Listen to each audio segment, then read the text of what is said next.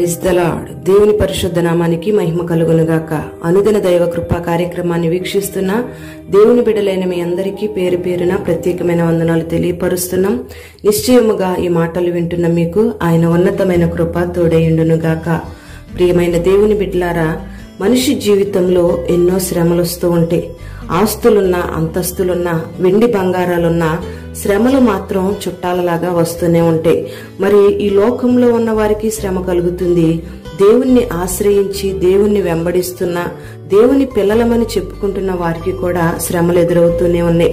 మరి అనేక మంది ఈ శ్రమలను చూసి ఈ శ్రమల్లోంచి ఎలా విడుదల పొందాలి అని భయపడిపోతూ కంగారు పడిపోతూ ఉంటారు. ప్రతి మనిషి జీవితంలో అనేక రకాలుగా శ్రమలు వస్తూ ఉంటాయి. అది ఆర్థికమైన ఇబ్బంది కావచ్చు, అనారోగ్యం కావచ్చు, పిల్లల ద్వారా కావచ్చు, బంధువుల ద్వారా కావచ్చు, అనేక పరిస్థితుల ద్వారా ప్రతి మనిషికి శ్రమలు ఎదురవుతూనే ఉంటాయి. ఏది ఏమైనా చిన్నవారికి ఉండే శ్రమ చిన్నవారికి ఉంది, పెద్దవారికి ఉండే శ్రమ పెద్దవారికి ఉంది, యవనస్తులకు ఉండే శ్రమలు యవనస్తులకు ఉన్నాయి. ఇలా మనిషి జీవితంలో శ్రమలు ఎదురైనప్పుడు మనిషి కృంగిపోతూ ఉంటాడు. అందుకే సామెతల గ్రంథం 24వ అధ్యాయం 10వ వాక్యంలో ప్రభు సెలవిస్తున్నాడు, శ్రమ దినమున నీవు కృంగిన ఎడల చేతగాని వాడవగదు అని. ప్రియ దేవుని బిడ్డలారా, మనం గమనించాలి, మన జీవితంలో శ్రమలు ఎదురైనప్పుడు మనం ప్రభు వైపు చూడకుండా శ్రమల వైపు చూస్తే మనం కృంగిపోవలసిన పరిస్థితులు వస్తాయి. అందుకే మనం శ్రమ దినమందు కృంగిపోతే చేతగాని వాళ్ళంగా మార్చబడిపోతామని అప్పుడు సాతానుగాడు మనల్ని చూసి హేళన చేస్తాడు. అందుకే శ్రమ దినమందు నువ్వు కృంగిపోవద్దని దేవుడు మనల్ని ఈ మాట ద్వారా ధైర్యపరుస్తూ ఉన్నాడు. అసలు శ్రమలు ఎందుకు వస్తున్నాయి అని మనం గమనిస్తే కీర్తనల గ్రంథం 16వ అధ్యాయం 4వ వాక్యంలో యెహోవాను విడిచి వేరొకని అనుసరించువానికి శ్రమలు విస్తరించును అని రాయబడి ఉంది. అంతేకాకుండా కీర్తనల గ్రంథం 9వ అధ్యాయం 18వ వాక్యంలో దరిద్రులు నిత్యము మరవబడరు, బాధపడు వారి నిరీక్షణ ఎన్నటికీ నశించదు అని ఈ వాక్య భాగంలో రాయబడి ఉంది. ప్రియ దేవుని బిడ్డలారా, ఇక్కడ గమనించాలి, యెహోవాను విడిచిపెట్టి వేరొకని అనుసరిస్తే శ్రమలు రావడమే కాదు, శ్రమలు విస్తరిస్తాయని లేఖనాలు సెలవిస్తూ ఉన్నాయి. అంతేకాకుండా దరిద్రులు నిత్యము మరువబడరు అని ఇక్కడ వాక్యాన్ని మనం గమనించినట్లయితే, దరిద్రులు అంటే శ్రమలతో ఉన్నవాళ్లు. ఈ శ్రమలతో ఉన్నవాళ్లు దేవుని దృష్టిలో నిత్యము మరువబడరు అని లేఖనం సెలవిస్తుంది. ఒకవేళ ఈ దినాన నీ జీవితంలో కలిగిన నీ శ్రమలను బట్టి నువ్వు బాధపడుతూ ఉన్నావేమో, నా దేవుడు నన్ను కనికరిస్తాడేమో, నా దేవుడు నన్ను ఈ శ్రమల్లోంచి విడిపిస్తాడేమో అని ఒక నిరీక్షణతో నువ్వు ఉన్నావేమో, ఆ నిరీక్షణ ఎన్నటికీ నశించదు. నువ్వు నిత్యము మరువబడవు, నీ శ్రమలలోంచి నేను నీకు విడుదల కలుగు చేస్తాను అని దేవుడు ఈ దినాన ఈ వాక్యము ద్వారా మనతో మాట్లాడుతూ ఉన్నాడు. ప్రియ దేవుని బిడ్డ, గమనించాలి, నువ్వు శ్రమలతో ఉన్నప్పుడు ఆయన నిన్ను మర్చిపోయే దేవుడు కాదు. నువ్వు దేవుని యొక్క కనికరం కొరకు, ఆయన కనుదృష్టి కొరకు నిరీక్షణ కలిగినట్లయితే నీకున్న నిరీక్షణ వ్యర్థం కాదు. నువ్వు శ్రమలలో కూడా దేవునికి ఇష్టంగా జీవించినట్లయితే ప్రతి శ్రమ నుండి కూడా దేవుడు నిన్ను తప్పిస్తాడు. మరి మనిషి జీవితంలో శ్రమ కలిగినప్పుడు ఏం చేయాలి అని మనం ఆలోచన చేస్తే, మొదటిగా శ్రమలో నువ్వు దేవుణ్ణి విడిచిపెట్టకుండా దావీదు వలె ప్రార్థన చేయాలి. సమూయేలు 2వ గ్రంథం 22వ అధ్యాయంలో అక్కడ రాయబడిన మాటలను మనం గమనిస్తే, దావీదు సౌలు చేత శత్రువులందరి చేత తరమబడుతూ ఉన్నప్పుడు పాతాళ పాశములు, మరణపు ఊరులు దావీదును ఆవరించినప్పుడు దావీదు యెహోవాకు ప్రార్థన చేశాడు. వెంటనే తన ఆలయంలో దేవుడు దావీదు చేసిన ప్రార్థనను ఆలకించి అంగీకరించాడు. కెరూబుల మీద ఎగిరి వచ్చి గాలి రెక్కల మీద ప్రత్యక్షమై ఆపత్కాలంలో ఉన్న దావీదును దేవుడు ఆదుకున్నాడు. ఇరుకులో ఉన్న దావీదును విశాలతకు నడిపిస్తూ వచ్చాడు. దావీదు దేవునికి ఇష్టంగా జీవించాడు గనుక శ్రమలలో ఉన్న దావీదును దేవుడు ఏమాత్రం కూడా విడిచిపెట్టలేదు. శ్రమలలో ఉన్న దావీదును దేవుడు తప్పిస్తూ వచ్చాడు, ప్రార్థన ఆలకించి ఆశీర్వదిస్తూ వచ్చాడు. ప్రియ దేవుని బిడ్డలారా, మొదటిగా శ్రమలో ఉన్న నీవు దేవుణ్ణి విడిచిపెట్టకుండా దేవుని వైపు తిరిగి ప్రార్థన చేయాలి.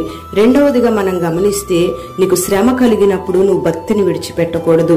ఈ దినాలలో అనేక మంది శ్రమ కలగగానే దేవుణ్ణి వెంబడిస్తున్నాం కదా, అయినా శ్రమలు వస్తున్నాయని చెప్పి చేస్తున్న భక్తిని దేవుణ్ణి విడిచిపెట్టి లోకం వైపు, దేవునికి విరోధమైన కార్యాల వైపు, విగ్రహ సంబంధమైన కార్యాల వైపు తిరుగుతూ ఉంటారు.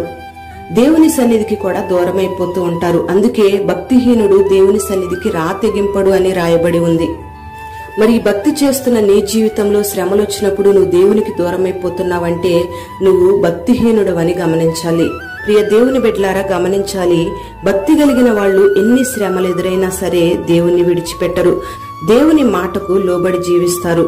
మరి పరిశుద్ధ గ్రంథంలో మనం గమనిస్తే భక్తిని విడిచిపెట్టి దేవునికి విరోధమైన నడత నడిచిన సొదొమ గొమొర్రా ప్రాంతాల్లోని ప్రజలందరినీ దేవుడు అగ్నితో కాల్చివేశాడు. ఆ రీతిగానే భక్తిని విడిచిపెట్టి విగ్రహాలను దేవతలను పూజించిన సిద్కియా రాజు తన ప్రజల మీదకి కూడా దేవుని యొక్క కోపం దిగి వచ్చింది. ప్రియ దేవుని బిడ్డలారా గమనించాలి, శ్రమలో ఉన్నప్పుడు నువ్వు చేస్తున్న భక్తి నీకు ధైర్యం కలుగు చేస్తుంది.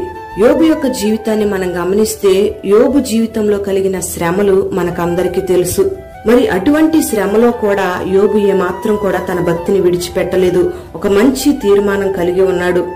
యోబు అంటాడు, నాకెన్ని శ్రమలు కలిగినా నేను ఆయన కొరకే కనిపెడతాను, ఆయన సన్నిధిలో నేను చేస్తున్న భక్తి న్యాయమని రుజువుపరుచుకుంటాను అని ఒక మంచి తీర్మానం కలిగి ఉన్నాడు. ప్రియ దేవుని బిడ్డలారా, శ్రమలు విస్తరించిన, శ్రమలు అధికంగా మార్చబడినా ఏమాత్రం కూడా యోబు వలె భక్తిని విడిచిపెట్టకుండా దేవుని కనికరం కొరకు కనిపెట్టినట్టయితే యోబుకు దేవుడు పోగొట్టుకున్న దానికి రెండంతల ఆశీర్వాదాన్ని ఇచ్చినట్లుగా ఈ దినాన శ్రమలలో నిలిచిన నీకు పోగొట్టుకున్న ప్రతి దానికి 2 రెట్లుగా దేవుడు అనుగ్రహించబోతూ ఉన్నాడు. మరి యోబుకు కలిగిన ఆ తీర్మానాన్ని నువ్వు కలిగి భక్తిని విడిచిపెట్టకుండా శ్రమలలో కూడా దేవునితో నడిచినట్లయితే యోబుకి ఇచ్చిన ఆశీర్వాదాన్ని నువ్వు పొందుకోగలుగుతావు. ప్రియ దేవుని బిడ్డలారా, మూడవదిగా మనం గమనిస్తే నీ జీవితంలో శ్రమలు విస్తరించినప్పుడు నువ్వు విశ్వాసాన్ని కోల్పోకూడదు, విశ్వాసాన్ని కలిగి ఉండాలి. యోహాను సువార్త 14వ అధ్యాయం 1వ వాక్యంలో ప్రభు అంటాడు, మీ హృదయాలను కలవరపడనీయొద్దు, ఆయందు విశ్వాసం ఉంచండి అని. Praise the lord. ప్రియ దేవుని బిడ్డలారా, ఈ దినాలలో విశ్వాస జీవితం చేస్తున్నప్పుడు అనేకమైన శ్రమలు ఎదురైనప్పుడు ప్రతి ఒక్కరూ కలవరపడిపోతూ ఉంటారు. ఈ శ్రమల్లో ఏం తింటామో, ఏం త్రాగుతామో, ఏం ధరించుకుంటామో, ఎలా జీవిస్తామో అని మనస్సులలో కలవరపడిపోతూ ఉంటారు, కంగారు పడిపోతూ ఉంటారు. అందుకే దేవుడు సెలవిస్తున్నాడు, మీ హృదయాలను కలవరపడనీయొద్దు, మీ విశ్వాసాన్ని స్థిరపరచుకోండి, మీ చింత యావత్తు నా మీద వేయండి, మీ భారాలను నేను భరిస్తాను, మీ బాధ్యతలను నేను వహిస్తాను అని దేవుడు ఒక ఆదరణ కలిగిన మాటతో మనల్ని ధైర్యపరుస్తూ ఉన్నాడు.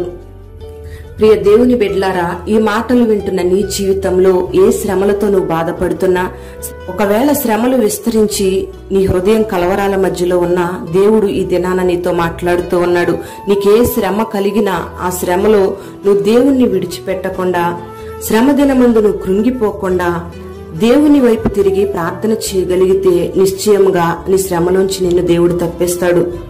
మరి ఈ దినాన యోబు వలె, దావీదు వలె ఒక మంచి తీర్మానం కలిగిన శ్రమలో విశ్వాసంలో స్థిరపరచబడి దేవుని యందు విశ్వాసం ఉంచినట్లయితే నిశ్చయముగా అట్టి కార్యాలను, రెండంతల మేలును నీ జీవితంలో నువ్వు చూడగలుగుతావు. ప్రార్థన.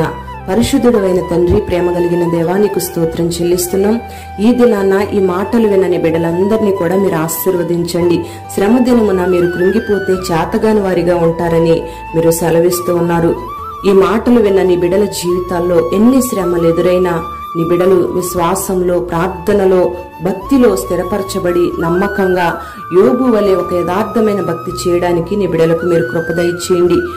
శ్రమలతో ఉన్న ప్రతి ఒక్కరిని కూడా మీరు విడిపించమని ప్రార్థన చేస్తున్నాం.